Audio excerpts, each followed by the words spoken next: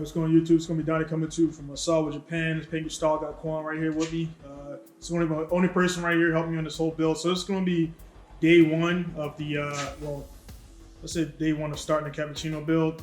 We got to start talking about this back in like 2018 or something like that, and just got very busy with things. Everything happened with the business, moved shops since the last time. So the cappuccino thing's been on the back burner. It's definitely still going to do it.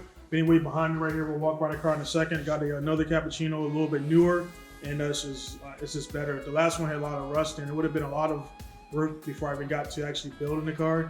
And then one of the things when you do a swap like this, which is going to be the 1J right here inside the Quan, it's going to be going inside of there. So the reason I'm doing it pretty much is because I want to. I have the ability to do it, and also it's good publicity for the shop. So everybody out there is doing 1JZ swaps, 2JZ swaps, RB swaps. I've done all of those, and it's anybody. I mean, swap kits for everything. There's no swap kits for this, so everything here is going to be made on my fabrication table over here. We'll walk outside real quick and check out the old cappuccino. This is the old cappuccino we had at the last shop. This one, the reason why it looks a lot rusty now is because we actually sandblasted it off and got like a lot of the stuff off of there. But in the process of sandblasting, I was able to see how compromised the chassis was. Like a lot of different, a lot of stuff in there. So I was like, nah, it's not gonna happen. Went online and found another cappuccino that actually has 2 years JCI on it, roughly. So once I put the 1G inside of it, I'll be able to actually drive it on the street for a little bit until I can't drive it anymore. So as you can see right here, and this little spot right here, firewall's already been cut. So pretty much the engine's gonna go back in there. This tunnel right here, the reason I stopped doing this because at the time I stopped cutting it because I already had cut this out, which you still have everything whole here with the cross-member things in there, but when you start cutting too much stuff, what'll happen again, the chassis just start flexing, things like that. So that's why I stopped right there. Everything's gonna be cut all the way back, make my own tunnel and everything, and I've got to be able to fit a W58 inside there. So W58, you'll see a little bit later. We'll be putting that in and everything at a little later episode. But anyway, the engine's gonna slide in there, so it's gonna be pretty much it's gonna be one through 4 in the bay here, and then it's gonna be 5 and 6 inside, pretty much down this way. So you come over here more. Again, it'll be the tunnel is going to be gone here. The engine's going to sit back here and everything. The driver's seat is very tight there. The driver's seat actually looks like it fits here. So taking all this stuff out and everything, it's not going to be a ton of space. But again, I'm not building this just to go around the track and go pretty fast and do some cool stuff. But again, this one, it was on a farm field, very rusty, and I was like, I don't want to start because it would have been so much work just to get this up to code to be able to do what I'm going to do. And I definitely don't want to put a 1J and 2Z into a body that's already compromised and everything. So let's move back here and go inside. So we're going to head inside. We're going to start ripping this one apart, see how everything looks, see if there's any underlying things, and then we'll get to it. And today is just going to be pretty much taking stuff apart. I'll get these videos out as fast as I can. But you got to understand also I'm running a full shop. I got a lot of customers and things like that. So this thing is going to be done pretty much on the spare times, more so in like early in the mornings before I get to business. So pop the hood on there.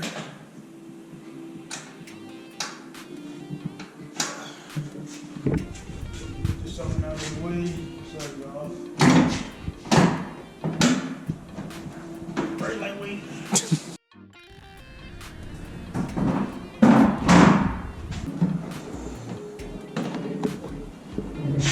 That's the engine right here. This is the little. I don't need a fucking. Don't even need a damn thing for it. But this is a K6A. I guess it's building in my hands right here like this. So this one came out of here. The reason why this doesn't have an engine, he overheated it. So we'll throw it up on this rack right here.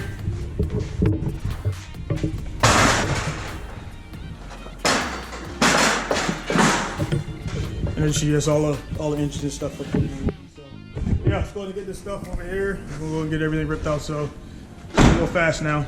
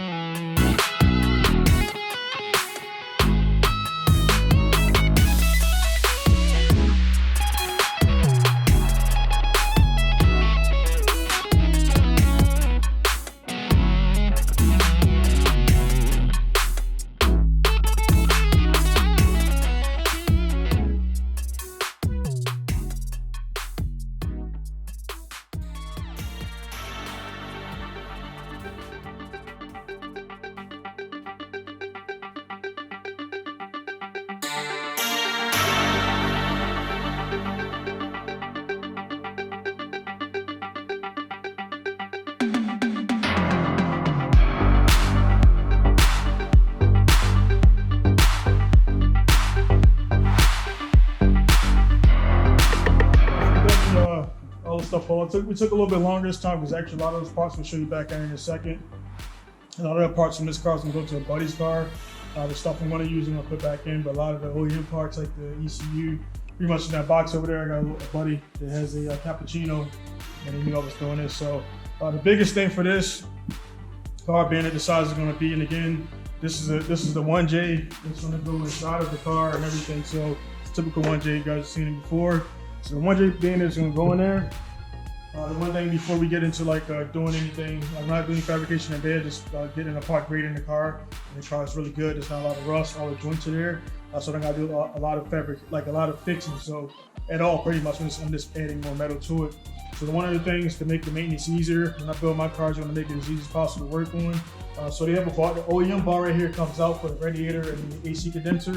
So that's nice that I have this. This is already there from the factory, so it's already like that. So what I'm going to do is make another junction here, so I can pretty much cut here and unbolt this. This is going to bolt in and out.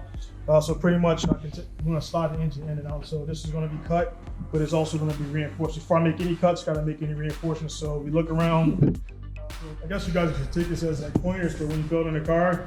Like all cars are manufactured to have like a little bit of space in everything. So if you crash, it's supposed to crumple. All the stuff right here is supposed to bend and crumple. Versus putting all the energy through the chassis directly into the driver. So all these holes right here, all these little gussets right here, I'm going to weld all these shut. These are going to be all welded shut. We do the metal in house. I just made rest of the car. I actually went online and seen the company that made these, and I made them myself, so I could just kind of look at them. On the other cappuccino, I size those up and everything. So these are pretty much the fender power braces, so they're bolt on to the actual other side. So everybody's seen the fender braces, bolt on and all that stuff right here. So the bolts up there. So I'm going to weld all this stuff shut, and then it's going to be a nut plate there, and it's going to go inside of there. So all the stuff will be there. It's going to be nice and rigid. They have all that stuff there. I'm not going to go crazy with the car. This is going to be driven on the street for like about a half a year or so. But it's going to make it very stiff. So the suspension and everything, we'll get to that stuff later. Again, all the stuff right here is going to be closed up. And then for the cage, got the cage stuff back here. The cage is just a 6-point bolting cage. I'm going to use that. Going to be a modified bolt in where it's kind of a weld in. Just don't have the time, honestly, to make a welding cage. I got a lot of customers, a lot of stuff to do. This is suffice for what I'm going to do, and I'm going to make them bolt in, and then make some additional weld-ons to like side intrusion and stuff like that. So this one I'm not doing D1 GPF on with. I mean FD. That's pretty much just going to be doing like whatever I want to do with it, but the bolt-on cage is suffice. So the guys are there. This is the this is the safety 21 cage using a racer and everything. So the cage itself, they're good to go. I've used it for years. I had crashes with bolt-on cages. The thing about everybody saying they're bad, they're not bad. It's just the chassis shit. Like the other one, we had issues. So if you come around here and check out this, so again, we took everything apart, so we look on the side of there. So inside of there, everything's all clean. There's no rust. It's a really good body. I'll make some junctions to put the cage onto to make it a little bit more stronger.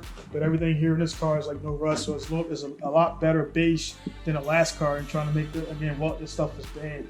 So again, all this stuff right here is pretty much gonna cut it all the way back to about here. The seats bolt into the side, so all this is going to go away for pretty much the transmission. Got to pass through there. So once the transmission gets to where it has to go, which is going to be a W58, which again you'll see that in a little bit later episodes. W58 is going to pass through there. Drive shaft's going to go back. So the engine will go right there. W58 will stop about maybe right here. Then it's going to be the diff is about right here. So the drive shaft is going to be a single piece drive shaft, then custom made by Drive Shaft Shop. And throw it in there and everything, so it's not going to be any center bearing carrier and stuff like that. So it's definitely going to happen. Pretty much, like I say, as you guys see, you're going to see it like kind of about right here. So it's going to be there. So right here is pretty cool. We got stuck up at the dash back there. Of course, the AC, the blower motor and the heater core and all that stuff is all gone. So I'm not going to use that. I'll make some other way to get the air blowing to there because I don't want it to be able to like defrost if it's going to be in the rain and stuff like this. So the plan is to keep the car as whole as possible, but I'm going to cut because what I have to cut to get this engine to go in there. So it's definitely going to be some cuts and everything. As this progresses, I'm definitely documenting and get things up there. But again, it's going to be kind of a cool thing. And again, I posted it up 2 years ago. Everybody got around the internet, stuff like that, and then I kind of stopped. I didn't stop, but I just got a lot of customers I'm working on right now. And it's an incentive to get it done because it's going to be publicity. It's going to help the shop and everything. So I just don't want to build a car, have fun for myself, and not get any marketing out of it. I pushed it out to a few other different companies over time, and then I just stopped because I got busy. And recently, one of the guys, he hit me up and everything. He said, "Hey man, what's up with the cappuccino?" And I was like, "I still got it." Actually, I got another one, and that was pretty cool and everything. So, yeah, it's definitely gonna get done. I'll say this is session 1. I'm gonna call it session 1, the Suzuki 1GZ Cappuccino. So again, guys, share it around.